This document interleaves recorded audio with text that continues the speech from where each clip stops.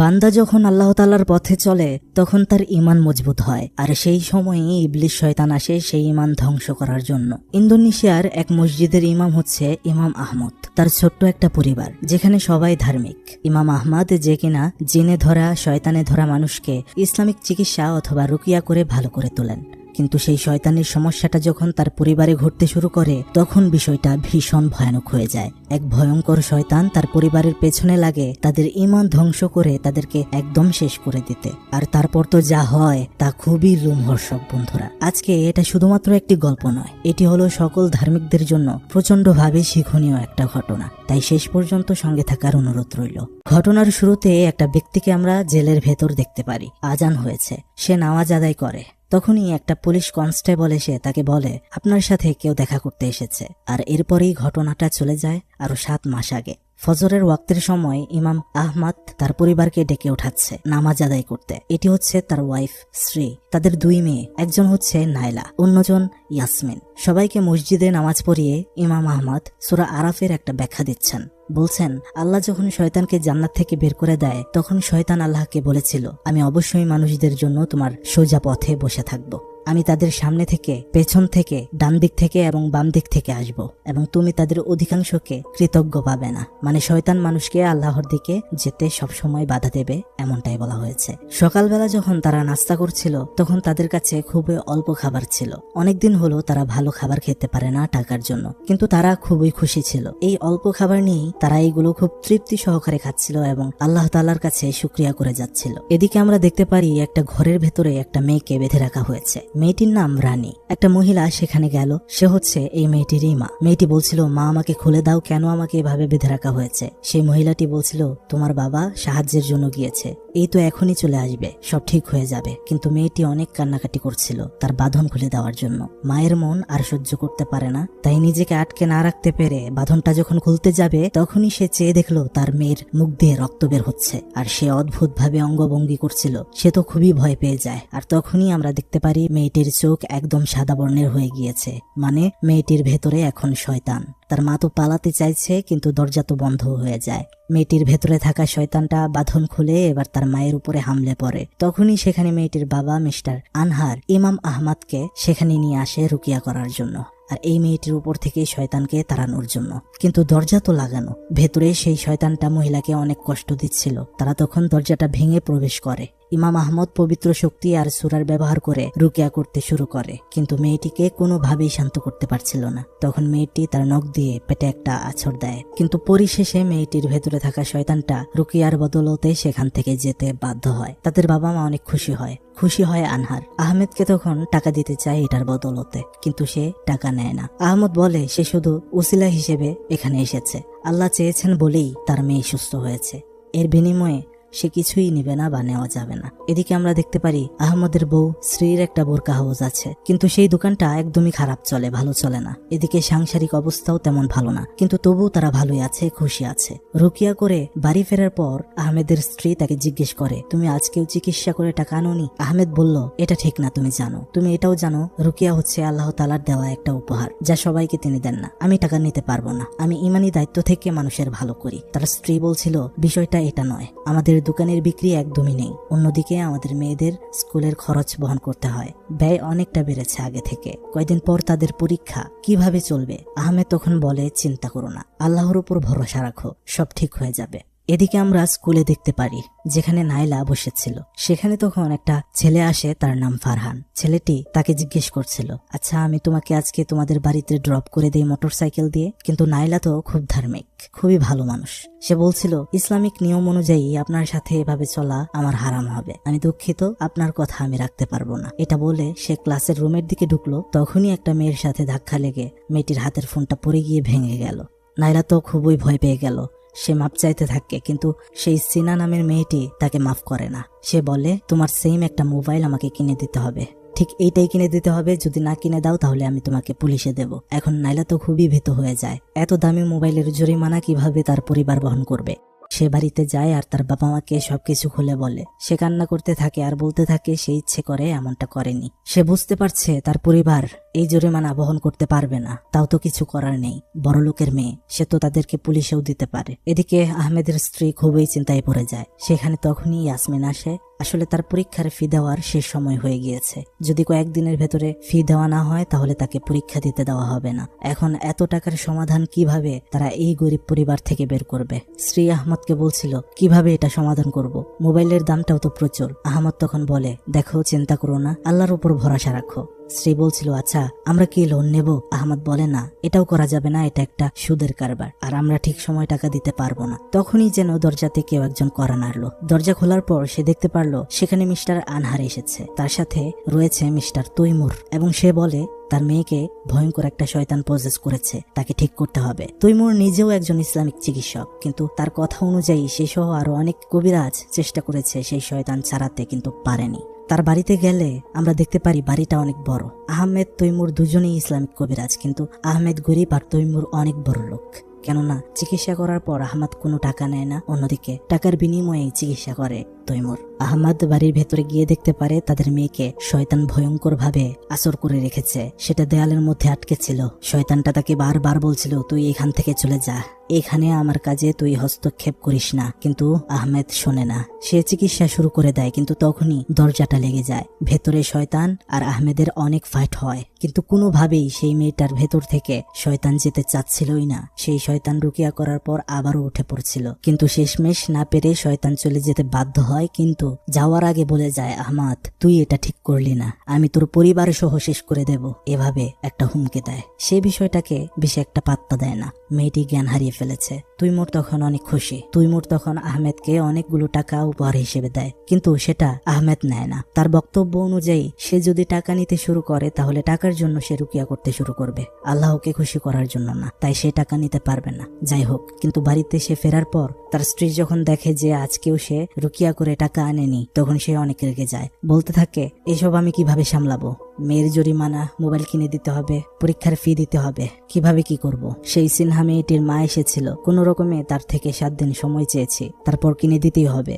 তখন আহমেদ বলতে থাকে, চিন্তা করো না, আল্লাহ তাআলা সবচেয়ে ধনী, তিনি ব্যবস্থা করে দেবেন। তাছাড়া আমি তো কিছুদিন পর টাকা পাবই। তখন তার স্ত্রী বলছিল, সেই টাকা দিয়ে কিছুই হবে না। যাই হোক, আহমদ আর তার 2 মেয়ে চলে যায় মসজিদে নামাজ আদায় করতে। কিন্তু আহমদের স্ত্রী অনেক চিন্তা করছিল।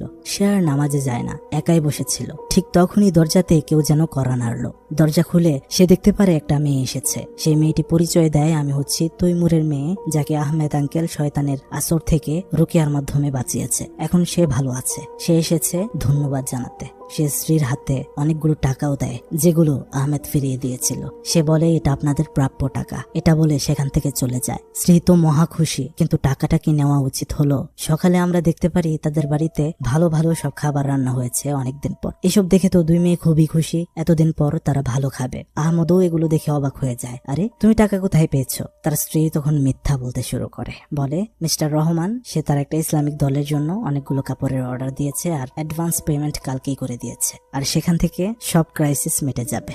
বিষয়টা এতটা একটা পাত্তা দেয় না আহমদ, এবং তারা সবাই মিলে তখন খুব তৃপ্তি করে খাবার খেতে শুরু করে। কিন্তু সেই টাকার খাবার খেয়েই যেন ভুলটা করে ফেললো তারা। যাই হোক, মিথ্যা বলা শুরু হয়ে গেল।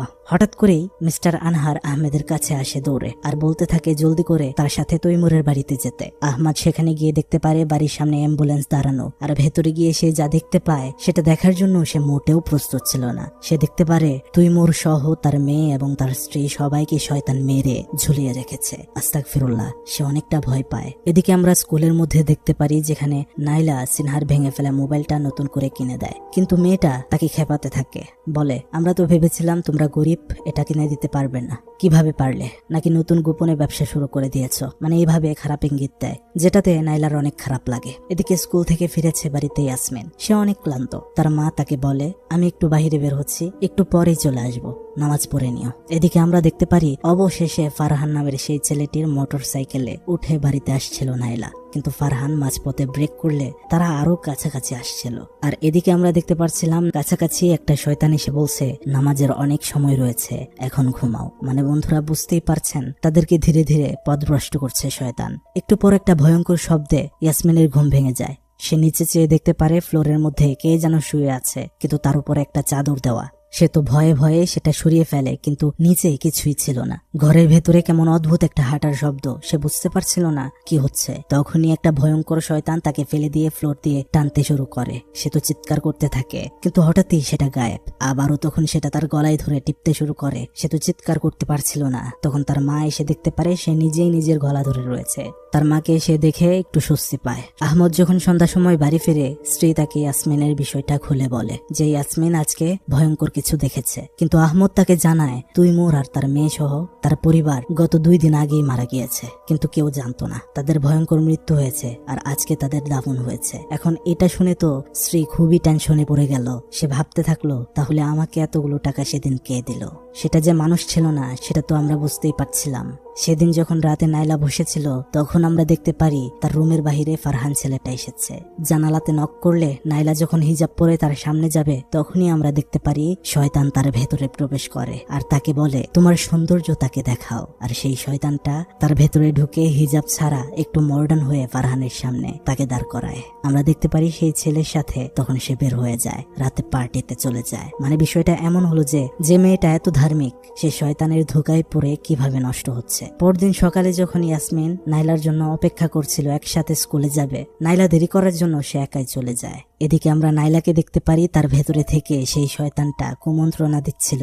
সে সামনে একটা কেচি দেখতে পারে আর সেই কেচি দিয়ে তার স্কুলের স্কার্টটা একদম ছোট করে সে কেটে ফেলে আর সেটা পরে নিজেকে সবার সামনে আবেদনময়ী বানিয়ে স্কুলে যায়, যেটা সেখানে শিক্ষকরাও দেখেছিল। এবার সেখানে গিয়ে সে সিনহা মেয়েটাকে বলছিল আরমান ছেলেটিকে আমি ভালোবাসি, সে আমার, তার দিকে তাকাবি না। সিনহা যখন তাকে বেশ্যা বলে তখন সে তাকে চর মারে আর উল্টো খারাপ কথা বলে দেয়। আর এরপরেই আমরা দেখতে পারি নাইলাকে স্কুল থেকে বের করে দেওয়া হয়েছে এরকম ব্যবহার আর এরকম কাপড় পরার জন্য। কিন্তু সে তো এটা মানতেই পারছিল না, বুঝতেই পারছিল না যে তার স্কার্টটা এতটা ছোট কিভাবে হলো। শয়তান যেগুলো করাচ্ছে এটা বুঝতে পারছিল না। এই বিষয়টা সে আর বাড়িতে বলে না, ভয়। তখন মধ্যরাত, তার ভেতরে সেই শয়তানটা আবারও জাগ্রত হয় আর তাকে বলতে থাকে তোর বোনকে নামাজের জন্য জাগিয়ে তোল। সে তখন তার বোনকে গিয়ে ডাকতে শুরু করে, যদিও নামাজ আদায় করার এটা কোনো টাইম না। তাও তারা দুজন সালাত পড়তে থাকে। আমরা নাইলার মুখে দেখতে পারছিলাম একটা শয়তানি হাসি। দ্বিতীয় সিজদা দেওয়ার পর উঠে ইয়াসমিন দেখতে পারলো তার বোন পশ্চিম দিকে নয় তার দিকে ফিরে রয়েছে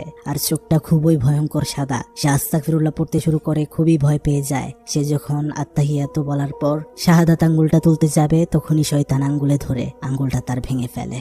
সে তো চিৎকার করতে থাকে। সেখানে তখন তার বাবা মা চলে আসে। ইয়াসমিন বলছিল তার বোনের ভেতরে শয়তান রয়েছে, কিন্তু আহমদ সেটা মানতে নারাজ। আহমদ তখন বলে আমাদের বাড়িতে অন্য কিছু হয়তো রয়েছে, আমি চিকিৎসা করে তোমার দৃষ্টি খুলে দিচ্ছি, তুমি দেখে জানাও এখন সেই শয়তান কোথায় অবস্থান করছে। এটা করার পর সেই শয়তানটাকে দেখতে পারে ইয়াসমিন নাইলার ভেতরেই। আর সে বলতে থাকে নাইলার ভেতরেই আছে সেই শয়তান, কিন্তু তার বোনের স্বাভাবিক আচরণে তাকে সন্দেহ করতেই পারছিল না তারা। যাই হোক, পরের দিন সকালে আমরা দেখতে পাচ্ছিলাম ইয়াসমিন চলে যায় স্কুলে, নাইলা যায় না। তার শরীর খারাপ লাগছিল। প্রেগন্যান্সি টেস্ট করিয়ে এসে দেখতে পারে সে প্রেগন্যান্ট। সে তো তখন আকাশ থেকে পড়ে, কখন এসব হয়ে গেল তার সাথে। তার তখন মনে হয় ফারহানের সাথে সে মিশেছিল আর সেই ফায়দাটাই নিয়েছে ফারহান। কিভাবে কি হয়ে গেল সে বুঝতে পারে না। ইয়াসমিন স্কুল থেকে ফেরার পর আহমদ তাকে বলছিল আচ্ছা তুমি নামাজ পড়ছো না কেন? তখন সে বলে আমার ভয় হয় যদি সেই শয়তানটা আবারও নামাজের মধ্যে আসে। মানে বিষয়টা এমন হলো যে শয়তান এত ভয় পাইয়ে দিয়েছে নামাজের মধ্যে তাকে, সেজন্য আর নামাজটাই না পড়ে। আহমদ তাকে বোঝায় যে দেখো, ভালো করে নামাজ পড়লে শয়তান তোমাকে বিতাড়িত করতে পারবে না। সে তার স্ত্রীকে বলতে থাকে তুমিও তো এখন তাদেরকে নামাজ পড়তে কিছুই বলো না, নিজেও পড়ো না। তখন তার স্ত্রী বলে তারা তো এখন বড় হয়েছে, নিজে নিজে সব করতে পারবে। এই কথাটা খুবই খারাপ লাগে আহমেদের, কেননা ছেলে মেয়েদেরকে বিবাহের আগ পর্যন্ত ইসলামিক শাসন করা দায়িত্বের মধ্যে পড়ে। তখনই সেখানে একটা লোক আসে আর বলে আমার মেয়েকে শয়তানে ধরেছে, বাঁচাতে হবে। আহমেদ যখন সেখানে চলে যায়, সে চেষ্টা করছিল শয়তানকে বের করার, কিন্তু পারছিল না। শয়তান তাকে এবার বলছিল তোর চিকিৎসা আর কাজ হবে না রে, তোর দোয়াও এখন কবুল হবে না। আমরা দেখতে পাচ্ছিলাম তখনই আহমেদের নাক দিয়ে রক্ত পড়ছিল। সে ভেবে পাচ্ছিল না কেন এসব হচ্ছে। ভাবতে ভাবতে যখন মসজিদের বারান্দায় বসেছিল, সেখানে তখন হাজী রহমান আসে। আহমদ তাকে বলে আপনি কি সব কাপড়গুলো পেয়েছেন যেগুলো আপনি আমার স্ত্রীর দোকান থেকে কিনেছিলেন? কিন্তু মিস্টার রহমান বলে আরে কি বলো, আমি তো কোনো কাপড়েরই অর্ডার দেইনি। আহমদ তখন বুঝে যায় তার স্ত্রী তাকে মিথ্যা কথা বলেছে। তখনই সে বাড়িতে চলে যায় আর গিয়ে জেরা করতে শুরু করে তার স্ত্রীকে। বলে তুমি টাকা কিভাবে পেয়েছো, কোথায় পেয়েছো বলো। তখন সেখানে অজ্ঞান হয়ে যায় নাইলা, তাকে ঘরে নিয়ে শুয়ে দেওয়া হয়। আহমেদ আবারও তার স্ত্রীকে জেরা করতে শুরু করে। তার স্ত্রী তখন তার কাছে মাথা নত করে, ভুল স্বীকার করে, বলে আমি মিথ্যা বলেছি, টাকার প্রয়োজনে আমি কিছু না ভেবেই সেই মেয়েটির হাত থেকে টাকা নিয়েছিলাম, আমি বুঝিনি সেটা ধোঁকা ছিল, আমাকে মাফ করে দাও। মাফ চাওয়ার পর আহমাদ আর কি বলবে, আল্লাহর কাছে আশ্রয় চায় আর সেও মাফ করে দেয়। সে চলে যায় মিস্টার আনহারের কাছে দেখা করতে। নাইলার জ্ঞান ফিরে আসলে তখন সে তার মাকে সবকিছু বলে যে সে প্রেগন্যান্ট, তাকে স্কুল থেকে বের করে দেওয়া হয়েছে। সে তার মায়ের কাছে ক্ষমা চাচ্ছিল আর কান্না করতে থাকে অঝরে। তার মা বুঝতে পারে সবকিছুই শয়তানের প্ল্যান মোতাবেক হয়েছে। সে তখন নিজেকে দোষারোপ করতে থাকে যে আমার জন্য এরকম হয়েছে। এদিকে আহমাদ মিস্টার আনহারের বাড়িতে গিয়ে দেখে একটা কাণ্ড ঘটে গিয়েছে, সবাই রক্তে রঞ্জিত হয়ে মরে পড়ে আছে। সেখানে বেঁচে ছিল মিস্টার আনহার। তখন সে বলতে থাকে একটা কাহিনী। আহমাদকে সে বলে, আমার জন্যই এরকমটা হয়েছে, আমাকে মাফ করে দিয়েন। আমি জানতাম মিস্টার তৈমুর আর তার স্ত্রী দুজন শয়তানের কাছে একটা ডিলের মাধ্যমে সব সম্পত্তির মালিক হয়েছিল অন্য মানুষদের, আর সেই ডিল হিসেবে শয়তানকে তাদের বাচ্চাকে বলি দিয়েছিল।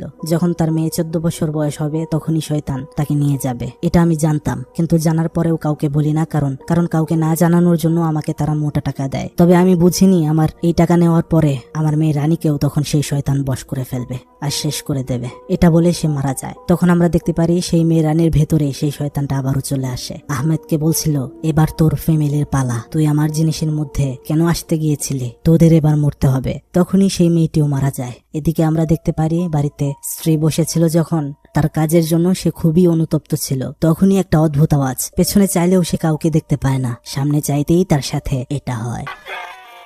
ঘরে থাকা দুই মেয়ে তো তার মায়ের চিৎকার শুনে এসে দেখতে পারে তার মাকে এবার ভয়ঙ্কর ভাবে সেই শয়তানটা আসর করেছে। তারা দুজন বাঁচতে দৌড়াতে থাকলে আমরা দেখতে পারি নাইলার প্রাইভেট পার্ট থেকে রক্ত বের হচ্ছিল। তখনই তাদের মায়ের অবয়বে থাকা শয়তানটা একটা কেচি নিয়ে নাইলার উপরে বসে পড়ে, আর ইয়াসমিনের সামনেই স্টেপ করতে করতে নাইলাকে একদমই সেখানে শেষ করে দেয়। ইয়াসমিন এত ভয় পায় যে সে অনেক দোয়া দরুদ পড়তে থাকে। সেই শয়তানটা তাকে বলছিল, এখন কাজ হবে না। এটা বলে ওকেও সেই কেচিটা তার বুকে ঢুকিয়ে দেয়, কিন্তু পুরোপুরি মারে না, বলে তুই এখন মরবি না, তোকে আরো কিছুক্ষণ বেঁচে থাকতে হবে। তখন সেখানে আহমাদ চলে আসে আর দরজা ভেঙে প্রবেশ করে দেখতে পারে এই করুণ অবস্থা। তার নিজের স্ত্রী তার প্রাণপ্রিয় মেয়েকে মেরে ফেলেছে। এটা সে মানতেই পারছিল না। তখন তার মাথায় হিতাহিত কোনো জ্ঞান ছিল না। সেখানে তার স্ত্রীর মুখের মধ্যে শয়তানকে সে দেখতে পেলে সেই কেচি দিয়ে তার স্ত্রীকে সে স্টেপ করতে শুরু করে আর একদমই শেষ করে দেয়। সেখানে ইয়াসমিন তো বলছিল, বাবা শান্ত হও, এটা মা, কিন্তু যতক্ষণে তার জ্ঞান আসলো ততক্ষণে সে সব শেষ করে দিয়েছে।